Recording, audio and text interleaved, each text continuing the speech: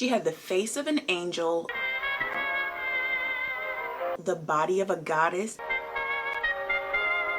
and a studio contract worth $10,000 a week. She was once hailed Hollywood's next big thing, but just 15 years later, she was on the Sunset Strip turning tricks for $5, wearing the same red dress that she once walked movie sets in. Beaten, addicted, forgotten, and then dead at just 39, this is the tragic story of Barbara Payton.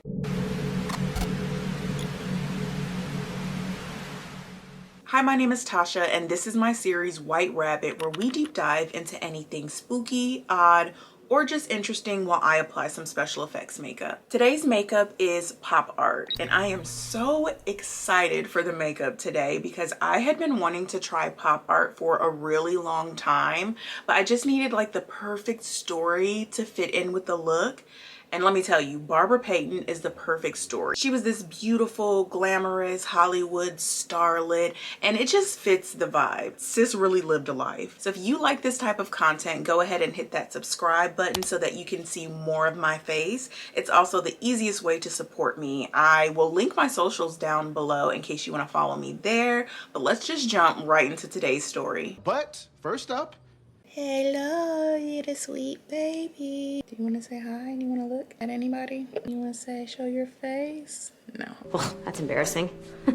Barbara Lee Redfield was born November 16th, 1927 in Cloquet, Minnesota. Her parents were strict, working class, and they lived in a really small mining town. Her father, Erwin, was a Norwegian baker, and her mother was a housewife, but their home was anything but a warm one. Her mother, Mabel, was known to be emotionally distant, very controlling, and sometimes harsh. Her father was extremely distant. It was almost as if Barbara couldn't do anything to get any kind of attention out of him, almost as if he didn't even have a daughter. Both Erwin and Mabel were alcoholics, but in spite of her alcoholism, Mabel did really try to be there for Barbara as much as she possibly could. She was so determined to mold Barbara into an obedient and respectable woman, but from a very young age, Barbara was rebellious. There were plenty of screaming matches between her and her mother because her mother was trying to control her. Not only did Barbara not want to be controlled, but she really couldn't be controlled. She definitely wanted to get out of her small town, and like a lot of girls, Barbara dreamed of being this Hollywood star. And a lot of people in Barbara's hometown thought that that was possible for her. She was not only unbelievably beautiful, but she was so smart and she excelled at anything that she did. In high school, she excelled academically. She played every sport, it seemed like, and she was also a cheerleader. Barbara very much seemed like one of those people that just always have to be doing something. I cannot relate because your girl likes her rest, but Barbara was on the go. Barbara was outgoing, she was funny, she was fun, and she was beautiful. She basically had all of the men in this small town wrapped around her finger. And her mother, for whatever reason, really encouraged this. She was always telling Barbara to go out with these different men, to see what they had to offer. She took great pride in the fact that her daughter was so sought after, and she was sought after by a lot of older men. Y'all already know that's a problem. I don't think Barbara's mother was as protective as she could have or should have been. She really planted these seeds in her daughter's head to seek validation from men, from how many men were tripping over themselves to get to her. And that instilled something in Barbara that she would struggle with her entire life. Anytime your self-worth is tied into something or someone external, that is always going to be a problem. Barbara often found herself in unsafe or compromising positions because her father gave her no attention or validation whatsoever, and her mother taught her to seek it from other men. So she chased affection, and men would often take advantage of how vulnerable she was. In her book, Barbara wrote about losing her virginity to her friend's father on his birthday in a dry bathtub.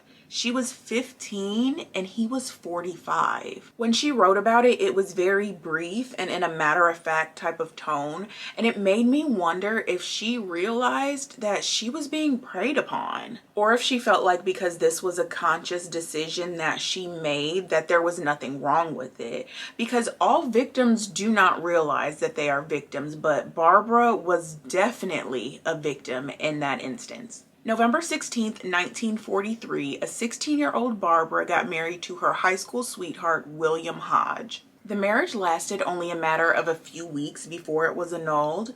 Some people say that her parents forced the annulment, but others say that it's just the way Barbara was. She was into somebody one moment and moving on the next. Just 2 years later, on February 10th, 1945, Barbara married John Payton Jr.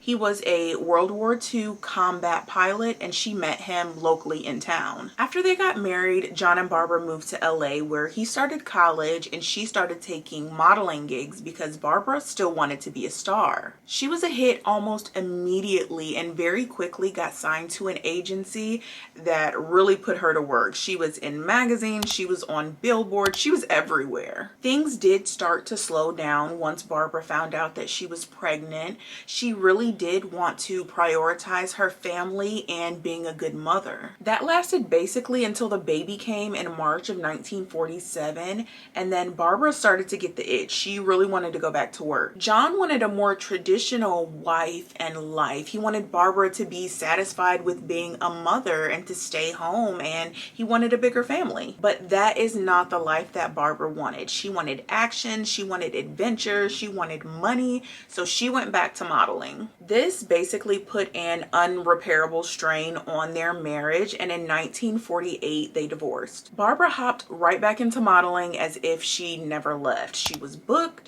she was busy, but she still did keep a side job at this local drive-in because a lot of wealthy and influential people would go there. Barbara was all about making connections and basically turning men into putty in her hands. One of these very well-connected men was so taken with her beauty and her charm that he offered her a contract with Universal Studios. And that was it. Barbara was in. Universal set her up with an acting coach, and she started to get roles, smaller roles, in some of their films.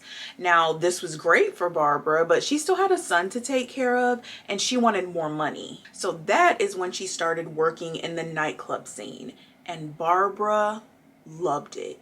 She was obsessed. This was her type of life. The music, the dancing, the energy. Barbara very quickly realized that she loved being a party girl. And during this party girl era that so many of us can relate to, Barbara actually picked up a couple of really nasty addictions.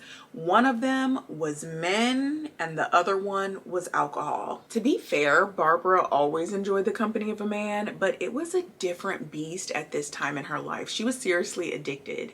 She became what we like to call a man-eater, and she had a very specific taste for the married ones. In those days, studios were very particular about how a woman could be viewed and what she could do, and Universal had a big problem with what she was doing in her private life. There were some rumors that she was having an affair with an actor named Bob Hope.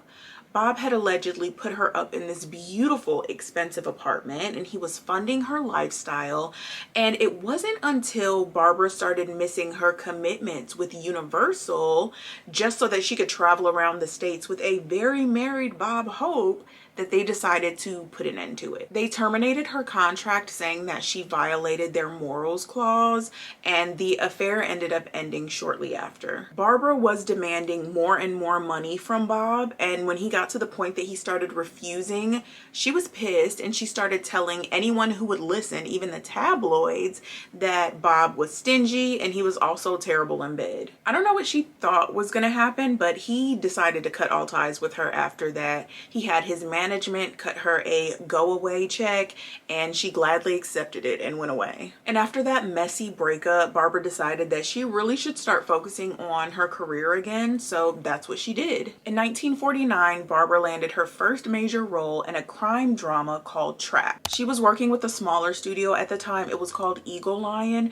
but the film was super successful and it basically just skyrocketed her into fame. Barbara played the ex-girlfriend of a major counterfeiter who got released from prison to help police take down this bigger counterfeiting ring, and she just got mixed up in all the drama. The critics loved it. The film performed really well, and it basically solidified that Barbara could carry a leading role. Her next big film was 1950's Kiss Tomorrow Goodbye, where Barbara played the sister of a criminal that was escaping from prison. He ends up getting killed, and she doesn't know that she starts dating the man that killed him. So she gets all mixed up with this toxic man and this toxic relationship, and she gets dragged into his crimes. I watched that movie. It was really good. I did think her role was going to be bigger, but it was a decent role, and I think she did a good job. She had a $5,000 a week contract with Warner Brothers prior to this film,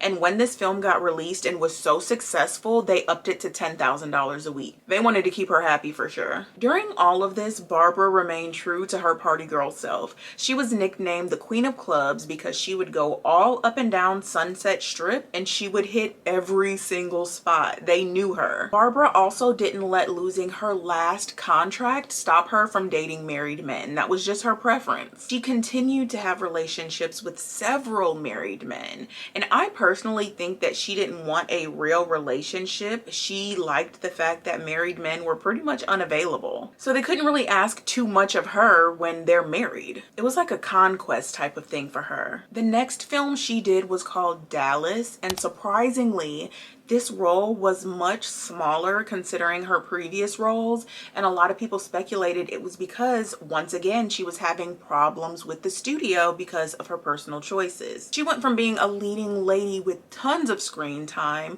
to a very small role and almost no screen time, and when she did have screen time, there were no close-ups. I think she had real-life beef with the director because the film was shot in a way almost like to deliver a message or put her in her place. At this point, her personal life was really starting to unravel and it was affecting her career. She had started taking amphetamine-based diet pills, so essentially she was taking prescription speed, and this was dramatically affecting her mood, her work ethic. She became very difficult to work with. Her diet pills were causing mood swings, insomnia, paranoia, and worst of all, they were extremely addictive. And the diet pills were just part of the equation because remember, Barbara had a drinking problem also. That's the whole reason she was on the diet pills, because she was drinking so much that it was causing bloating and a lot of weight gain. And that was causing tension between her and her studio because in order for her to keep her contract, she needed to look a certain way. So the studio had these doctors on staff that would prescribe these diet pills to any of the actresses that needed it. If you listen to my deep dive on The Wizard of Oz, I talked about Judy Garland's addiction and how her addiction also stemmed from diet pills that she was prescribed. She would take pills in the morning so that she could make it through these crazy long work days with no appetite, and then she was prescribed sleeping pills at night to settle her down. This is basically the same regimen that Barbara was on. It was really common in the industry at that time. In my opinion, that was pretty dumb because alcohol bloat cannot be fixed by diet pills. It's a different kind of weight. It doesn't even look the same. The problem wasn't how much food she was consuming, it was the alcohol was making her appear swollen. The only thing that happened was now she had to deal with two addictions, the alcohol and the pills. In 1951, Barbara entered into a love triangle that would escalate the destruction of her entire career. Franchot was was an actor known for being pretty reserved and sophisticated. If you know who the icon Joan Crawford is, he was actually her ex-husband. I'm gonna call him by his last name because I've heard his first name pronounced so many different ways and I don't know which one it is. Tone met Barbara at a nightclub and he was instantly drawn to her big personality. They started dating immediately, and by October of that same year, they were engaged. He really spoiled Barbara. Now, don't get me wrong, Barbara had money, but he had a lot more money. He was much more established, and he just showed her a whole different world. But he wasn't the only one. Barbara showed him a whole new world too, because she was much more spontaneous and fun and exciting, and that is what really drew them two together. But according to Tone's wife, that was not a good thing. He was in the middle of a very bitter custody dispute with her, and according to her, Barbara was really having a negative influence on his life, and she did not feel that he should spend time with his sons because of that. Like, it was that deep. Now, just because Barbara was really drawn to Tone and they were engaged does not mean that she was exclusive with him. Like, Barbara did not do exclusive. And when she met actor Guy Madison, they started having a really heated love affair that only ended when Barbara was caught by Tone himself. I don't know how he managed to move past that, but it went from Barbara cheating, her and Tone had this huge fallout, and then all of a sudden they were engaged again. Around the same time that Barbara and Tone got engaged again, that is when she met and started having an affair with actor Tom Neal. Now, this is where it gets super messy. I mean, I know it was messy before, but that was just like the tip of the iceberg. A lot of Barbara's attraction to Tom was the fact that she felt they were a little more suited for each other. They were more alike. They were both loud and fun and funny. They were both adventurous, and Tom had this bad boy energy that really drew Barbara to him. It was also pretty public that Barbara was having this affair with Tom while she was engaged to Tone. The whole love triangle played out in front of the public. And Barbara was effectively ruining her career at this point. I think she was still signed with Warner Brothers at the time, and they weren't offering her really any movies. They offered her a few like cheesy movies, but nothing compared to what she was used to. She was no longer being offered these big ticket films, and a lot of the reason was because the public was turning against her. They didn't really like what she was doing, and so in turn the studio wasn't putting her in as many movies. Her personal life was overshadowing her career, and there wasn't enough time in between the scandals for people to really forget or move on and like give her another chance. It was just scandal after scandal after scandal. Public perception completely turned on her. This basically created a perfect storm in Barbara's life. It seemed like the less the studio gave her any attention and the less the public cared about her, the more she would pull these crazy stunts to get people to pay attention to her. She would flaunt her affairs. She would go to places that she knew the paparazzi was gonna be at. She didn't even care that Tone would see these things. She would just go off to these really popular places, have her picture taken with Tom, kissing him, rubbing on him, and then it would be like in the tabloids. She needed validation, and she needed to know that the public was still interested in her. Barbara went back and forth between these two men. She would be with Tone and break up with Tom, and then she would go back with Tom and break up with Tone. Who she was with depended on the day. The scandal that would effectively destroy her career happened September 14th, 1951. So Barbara was dating Tom at the time. They were actually engaged, I think. And she had moved Tom into her apartment that, mind you, Tone was paying for.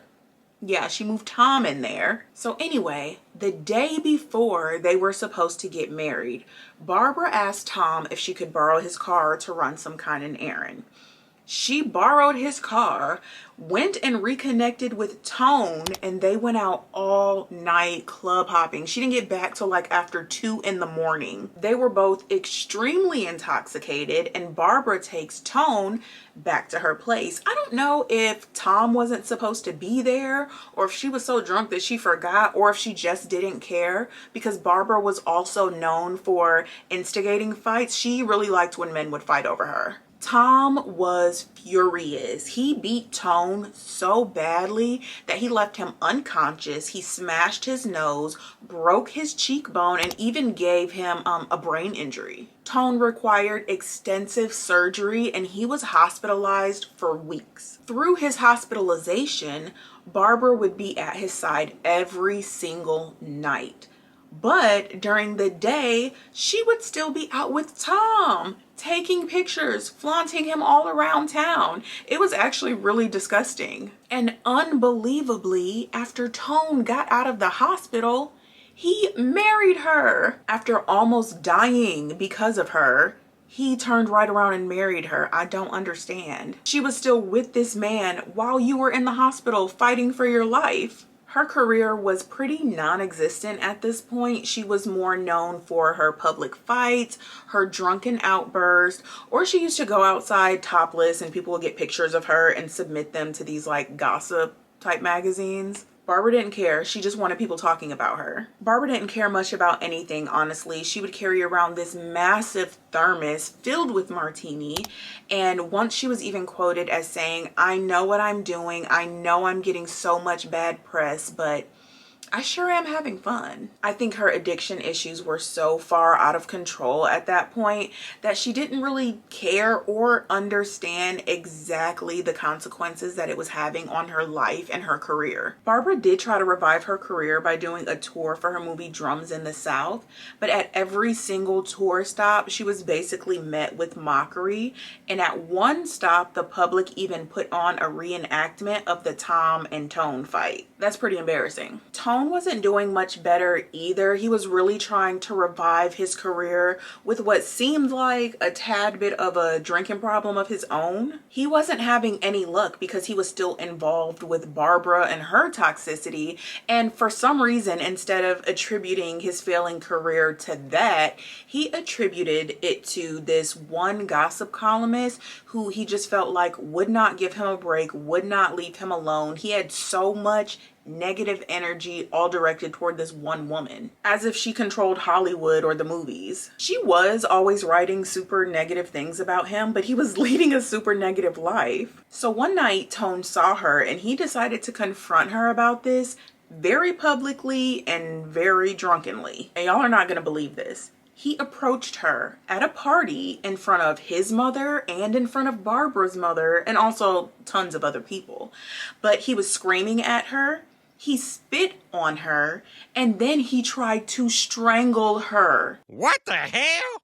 In front of everyone. He was obviously arrested for assault charges and that was the end for Tone's career. He did not recover from this incident. And I personally believe that's fair because you've lost your mind spitting on her, screaming at her publicly, and trying to strangle her? What? There's not enough liquor in the world that should have made you think that that was okay. Barbara's career came to a screeching halt when Warner Brothers refused to renew her contract. And since she had made some extremely powerful enemies, she was effectively blacklisted from Hollywood. No one would work with her. She was unreliable. She was an addict. She was volatile. And to be honest, she didn't do anything to try to change people's perception of her. She just kept living and feeding into the issues. Barbara knew that she was ruining her career and she knew that she would have to choose between the chaos or her career. And Barbara was always going to choose chaos. She proved this when she once again started having an affair and flaunting it with Tom Neal. She had just gotten married to Tone. He was basically humiliated and he filed for divorce. The marriage only lasted 52 days. I feel like he has to take some responsibility in that as well because there is no reason that he should have married her after what happened. He wasn't even healed from his injuries before they got married. Barbara honestly didn't seem to care very much that Tone had filed for divorce. She just went on with Tom Neal and they actually went on a press tour together. She was doing a film called Bride of the Gorilla. This film was a representation that Barbara's career was truly deteriorating. It was like she was moving backwards. She was having to do low budget films just to pay the bills. And even then, she was not learning her lesson. She was still having multiple affairs with married men. She was getting drunk all the time, trashing hotel rooms, and allegedly she was known to bust a few bottles over people's heads. Barbara was very intense, and in the words of Whoa Vicky, it could be a fly and she's gonna want to square up with that fly. I think you could look at her and it could be a fly and she gonna want to square up with that fly. Yeah. So, but this is what I'm... During this time, Barbara got into several drunken brawls with Tom, and in 1952, she left him. I will give you one guess who she left him for. Tone took her back. And it goes without saying that it didn't last very long because Barbara is going to be Barbara. They ended up getting into a really bad physical fight in a Manhattan hotel room after Tone caught her once again talking to Tom. This was like a really, really bad fight, and it affected Barbara so much that that same night she took a bottle of sleeping pills. Tone was still there at the hotel room, so it didn't take long for him to decipher what she had done, and he was able to get her help in time. This moment broke him. He really did love Barbara and he wanted to help her out of this spiral that her life was in. But I think at this moment, Tone realized that Barbara didn't want to be saved. She wanted to be exactly who she was being. This was the final straw for him, and when he walked away from Barbara this time, it was for good. And to that I say, about damn time. I was exhausted just researching this. I could not imagine living that life. They were both super toxic and Barbara liked it that way. But Tone really wanted to change her. He wanted to love her into being basically a different person. Tone wanted her to settle down. He wanted them to have this calm, peaceful, tranquil life that was just never gonna happen. So good for him for finally leaving. But he did leave in the most disgusting way that he could have possibly left, in my opinion, and it showed how truly bitter he was. So Barbara was asking for $1,500 in alimony a month, and then she was also asking for money that they spent on furniture together. It was pretty expensive. It was like $1,000, so today it would be like 12 grand on furniture. She wanted that back. She told the judge that he was literally starving her out. He had moved to New York. He wasn't sending her any support. She didn't have money for bills. She had no job prospects. The movies weren't coming in. He knew that she needed him to live, and she felt like he was financially abusing her. Because in spite of her prior film success, she really did depend on him for everything. Which is quite interesting to treat someone the way that she treated him, knowing that you fully depend on them for everything. That's crazy. But I know why she did it, because normally when they would split, Tone would continue to take care of her. He would send her money, he paid for her apartment, so she expected him to just always do that. She couldn't fathom that he would actually stop supporting her when he knew that she had nothing. But Tone was done with her. I'm pretty sure he hated her at this point. He did not want to give her a single dollar, and he fought it all the way. He even went as far as to hire a private investigator to prove her infidelity. Which, did he even need a private investigator? Because she was proving her own infidelity, flaunting this man everywhere she went. Up to this point, I don't really have a problem with the way that Tone was handling the divorce. I also would not have wanted to continue to fund her life. I also would not have cared how she got money for food. Figure it out. Hiring the private investigator wasn't even necessarily bad. It's just the type of pictures that the private investigator took. I think it was going too far. So the private investigator did get lots of pictures of Barbara and Tom out on the town, kissing, obviously in a romantic relationship, and she was technically still married. However, he also took pictures of them naked, being little freaky frogs. But I didn't. You freaky frog! The PI also caught Barbara having an affair on Tom with some professional football player. He also took naked, compromising photos of them as well. And Tone presented all of these to the court as evidence against her in the divorce, which was obviously embarrassing for her to have naked photos of her used in court. He didn't even need to do all that. He had enough photos and evidence that she was cheating already. That move was used strictly to shame her and to take it a step further. In a move with exceptionally bad taste, Tone took all of those photos and sent them to her family, to her friends, to people that she's worked with. He basically sent those photos out to everyone. And Barbara's family remarked that this was an exceptionally and surprisingly cruel thing coming from him.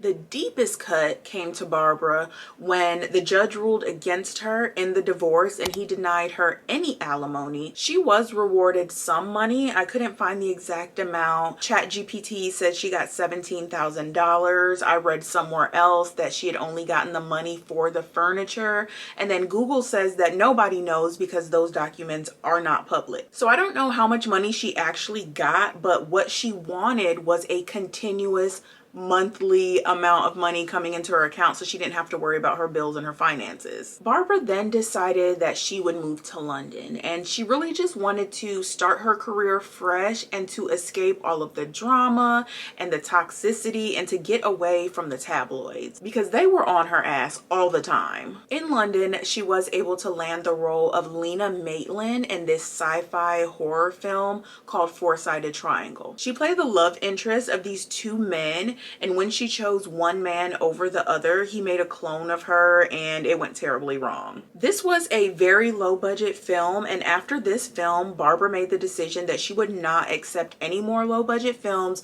She was only going for big ticket items because she felt like that's what she deserved. She did move back to the States when she found out that London was not exactly offering her the fresh start that she thought she would have. She was not being offered the types of films that she wanted to be in. So Barbara thought that it would actually be much easier if she did just move back to the United States and try to rebuild her career. Things did not get easier for Barbara when she moved back to the States because she was still only being offered low budget films if she was being offered anything at all.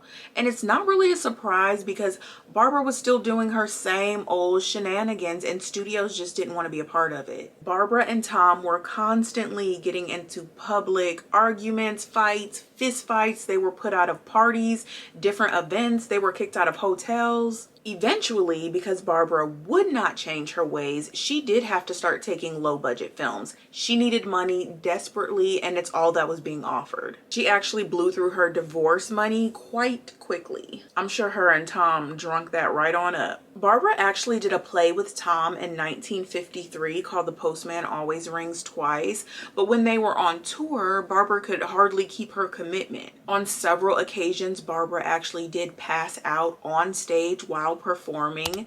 They tried to say that these were some kind of muscle spasms that she was having, but everybody knew that she was drunk. You know, people know the difference between having a muscle spasm and passing out due to drunkenness. They had to cancel shows, give refunds. Everyone was pissed. And after this, no one wanted to deal with Barbara or Tom. Everything fell apart, including their relationship, because Tom apparently could no longer put up with the toxicity between the two of them, and he left her. For good this time. She dated quite a few men over the next few years. Some of them were old Hollywood connections, some of them were underground criminals, and some were just normal guys.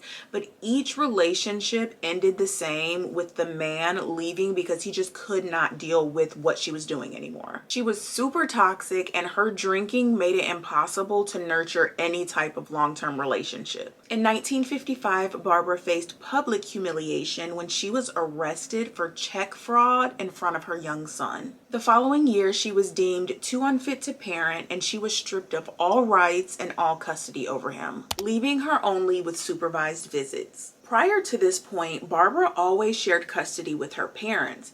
Yes, her son was raised by them mostly, but she still did have some rights. And there were even spurts of time where she would come back and try to be a normal mother to him and raise him. He had even lived with her before, but it always ended the same. Barbara had to return him to her parents because she just could not cope with being a mother. Her son has actually spoken about how traumatic that was for him to have her constantly in and out of his life, mostly out. I know that she did not need custody of that child by any means, But it was still so heartbreaking to learn about their relationship because they really did have a beautiful relationship. When she was there, she was a great, loving, like special mother. She adored her son and he adored her. No matter what mistakes Barbara made, she was still a mother and it was still devastating for her to lose her child. And I felt for her in that moment. She was already in so much pain and dealing with so much trauma and depression. This is the reason that she was numbing herself with alcohol and pills. And this was just another dagger to the heart for her. It was a necessary blow, but still very painful. I want to share a couple of excerpts from her book, I Am Not Ashamed, where she talks about her son. My beautiful, bright-eyed little boy grew up in a world where I was a ghost with a lipstick smile. I'd show up, kiss him, promise him the moon, and then disappear. There are nights I would lie on a stained mattress in some godforsaken room and cry for him. I'd imagine brushing his hair, helping with homework, but I couldn't even help myself. I remember once taking him to the beach. He held my hand so tight, like I was everything, and I knew I was breaking his heart one day at a time. This touched my heart so much because Barbara would treat men in her life like they were disposable. It didn't matter how long they had been together, she would shrug it off and move on to the next one. The way that she treated men and the way that she abandoned her son, I literally thought she was a little bit of a sociopath and maybe she could not actually make connections with other people. But no, Barbara actually was so haunted by the fact that she was not a good mother. Her son's last memory of Barbara was her saying goodbye when she lost custody. She was extremely distraught. She was crying and apologizing to him, telling him how sorry she was. He said that he kept that as a reminder, not of trauma, but of the fact that she really did love him. And that's so sad. He didn't even know if she loved him or not because she was so absent. And that moment that a lot of people would take as super traumatizing, like your mom losing custody of you, but her reacting emotionally made him secure in the fact that she did care. After she lost custody of her son, Barbara was desperate for money. To be fair, I think she was desperate before she lost custody of her son because she got arrested in front of him for, writing bad checks. She actually sunk herself even deeper onto Hollywood's blacklist when she sold the story of her love affair with one of Hollywood's elites to a tabloid. At this time, Barbara was in the middle of a very short marriage to a man named Tony Provost, and the two of them decided to move to Mexico just to clear their heads and get a little space. So she lived for a while in Mexico in a shack. It was a shack with a husband that she did not love. It didn't take long for her to abandon her husband and that shack and move back to California. She didn't even have the decency to tell him that she was leaving. She was cold-blooded. When Barbara moved back to California, she did make an attempt at cleaning up her life. She opened up a little dive type of restaurant/bar, and according to her book, quote, "It wasn't long before I was drinking up all of the profits." I don't know what the hell made her think that it was a good idea for her to open up a bar. Barbara was flat broke at this time, and she was living in a tiny little rundown hotel room until she could finally afford a tiny little rundown apartment. And she was able to afford her tiny little rundown apartment because she finally came to the realization that her life in Hollywood was over. That time was not coming back. And she actually started accepting jobs, normal, regular jobs. She worked as a hostess at one point, and I know she worked at a small dry cleaners as well. Because of her alcoholism, she didn't keep any job for very long, and eventually she did turn to sex work to survive. She first started as a high-class escort in Palm Springs, but between her getting put out of hotels because of what she was doing and her lack of clients, she eventually had to leave Palm Springs. And it wasn't that people didn't want to be with the Barbara Payton, because they did. She actually could have had quite the list of clientele, but she wasn't taking care of herself. She was always drunk. She was volatile. She was unpredictable. She was known for running to the tabloids. These were wealthy, elite men. They could not take that chance. She soon ended up homeless and wandering the same Hollywood streets that she used to party on. Between 1962 and 1965, she was arrested by the LAPD on several prostitution-related charges. She would usually try to use an alias so that the press wouldn't find out, but they always eventually found out and they would publicly shame her, write about it, and this just sunk her deeper and deeper into her addiction. At one point, Barbara was reduced to squatting in an abandoned house and selling herself for as little as $5.